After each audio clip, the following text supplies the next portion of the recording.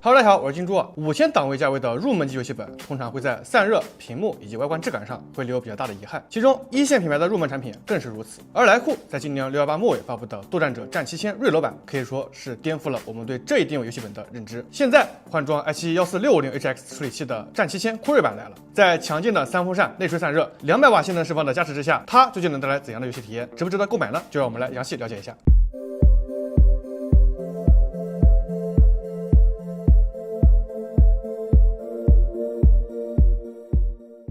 按照惯例，我们先来看一下配置。战7000酷睿版搭载i7-14650HX 处理器，8大核8小核，最高热频 5.2T 赫兹，应该是今年最热门的游戏本 CPU 之一了。显卡则是115瓦满血的 RTX 5060，原装单条 16GB DDR5 556内存，1TB PCIe 4.0 TLC 固态，屏幕是 2.5K 180赫兹的规格，在入门价位也给到了500尼特的高亮度，电池容量80瓦时，原装240瓦电源适配器，券后首发价6999元，国补后到手价5600元。那既然战7000拥有高达200瓦的性能释放，那我们这次就先来看一看它的散热表现。我们先用200瓦的斗战模式进行测试，使用264单烤 FPU， 核心功耗 135.5瓦，温度90度，噪音 53.1dB。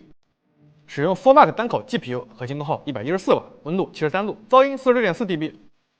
开启8倍 MSA 单烤显存，显存温度72度。我们接着进行双烤 ，CPU 核心功耗85瓦，温度86.7度 ，GPU 功耗114瓦，温度81度，噪音 50.7dB 并不高，表面温度表现也不错。这样的散热成绩已经不用考虑价格，在所有的5060游戏本中都可以说是 T0级别的表现了。而在180瓦的野兽模式下，双烤功耗降到了 CPU 65瓦加显卡115瓦，核心温度都不到80度，噪音下降到了 48.8dB， 表面温度依旧凉爽。所以对于需要考虑宿舍内和谐的学生朋友们来说，180瓦的野兽模式已经可以带来不错的性能表现了。战期间强大的散热性能自然是有强大的硬件基础，这套越级的三风扇4热管散热系统，用上了1根D10加2根D6的牛角热管，再加上1根辅助显存和供电，并覆盖了大面积的散热铠甲，可以说是有9000P 那玩了。此外，这2颗风扇不仅体积庞大，内部还设计有内吹开槽，这正是这套散热高效的秘诀之一。散热铠甲上也做了大量的导流鳍片，此外还多提供了第3颗风扇直吹 PCH。从效果上来看，这套三风扇4热管的内吹散热确实为战7000有些超模的性能释放立下了汗马功劳。看完散热之后，我们再来看一看实际的性能表现。战7000酷睿版的 PL4 为246瓦，PL2为157瓦 ，PL1 也有135瓦，在14650HX 机型中是比较高的设定。理论测试方面，得益于130瓦的 CPU 性能释放 ，Cinebench R3 多核成绩超过了25000分，比14650HX 在23000分左右的平均水平强了不少。不过跟16大核的锐龙版比要弱一些，单核1966分的性能表现更强。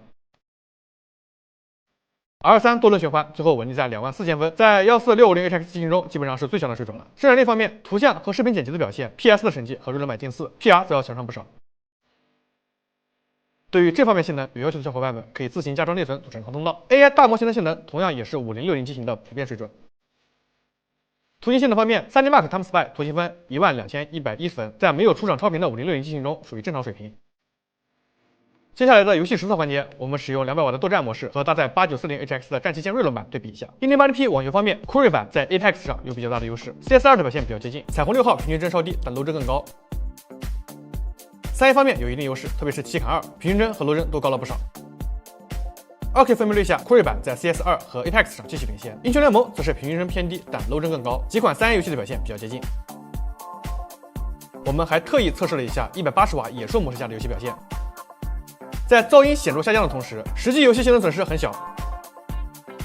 如果不是追求极限的 low 帧表现，180瓦的野兽模式会更加适合学生群体宿舍使用。看完性能，我们再来看一看外观。虽然是入门级的价位，但战7000仍然给到了金属 A 面，并且阳极处理的质感不错。中间斗战者的 logo 则是镜面处理，背面是常规的16:10窄边框屏幕。这块 2.5K 180赫兹屏幕，9G 亮度实测最高542.2尼特，最低475.4尼特，平均512尼特。亮度方面的表现还可以，色域覆盖100%sRGB，平均德尔塔 E 为1.29。上方的摄像头为720P 分辨率。C 面键盘布局也可以说是整味十足，拥有下沉式的全手段方向键以及1.5毫米键程，支持3档键盘背光，整体手感不错。不过并没有用上微笑键帽，也从这里可以看出它并非纯血联想产品的痕迹。接口主要是位于机身尾部，分别是 Argo45有线网口、HDMI 2.1 FRL、10Gbps 速率的全功能 Type-C 以及常规的 DC5525电源接口。机身左右分别有2个5Gbps 速率的 USB Type-A 接口，左侧还有一个3.5毫米音频接口，一共4个 A 口，就算在游戏本中也是相当少见的设计了。同时连接键盘、鼠标、手柄等完事后，还可以再接 U 盘使用。地面则是传统的塑胶氧化处理，在这个价位也没有什么可以指摘的。整机 T2 厚度23毫米，T4 厚度26.9毫米，机身重量2.36千克，和本家的 Y7000P 差不太多。原装240瓦适配器，重约650克，整机旅行重量约3000克 ，C 口支持100瓦的 PD 充电。有需要的小伙伴可以试试这种方案。最后是拆解，卸下8颗螺丝，贝壳取下后盖。我们之前讨论过，这颗硕大的散热模组给战7000赋予强大的散热能力。模组下方是双搜 DM 内存插槽以及双 M.280 的硬盘插槽，原装一根16GB 的 DDR5 56内存。和锐龙版不同，14650HX 支持5600的内存频率，不用降速运行，实测速率如图。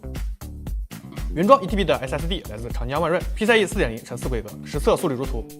仍然是 TLC 颗粒，而不是这价位常见的 QLC。虽然内存和固态由于成本原因没有选用一线大品牌，不过实测性能表现没有什么问题。有需要的小伙伴联想售后也可以提供加装服务。左侧的无线网卡是小螃蟹的852B1，支持 WiFi 6，下方是80瓦时的电池，在150伏的亮度下，UR Plus Office 实测续航为4小时23分钟，在 HX 平台中表现还不错。最后做一个总结，作为联想新模式下游戏本的开山之作，来库斗战者战7000可以说是用这套豪华的散热模组200瓦的超强性能释放证明了自己。虽然缺少了联想本家产品的一些特性，但战7000依然能够享受到联想的售后服务，2年整机质保，全国超4400个服务网点，再加上一个令人难以拒绝的价格，战7000酷睿版可以说是在这个开学季非常值得选购的一款高性价比5060游戏本。所以我们也期待未来来库还能够为我们带来哪些惊喜的产品。对了，今年国补第3批690亿元资金也已经下达，所在地区没有国补的小伙伴们也可以蹲一蹲新的政策。好了，本期评测就到这里。如果大家对战7000或者是游戏本选购还有什么问题，也欢迎在下方评论区进行讨论，也别忘了给一个1键3连支持一下。这里是搞基所，我是金猪，我们下期视频再见。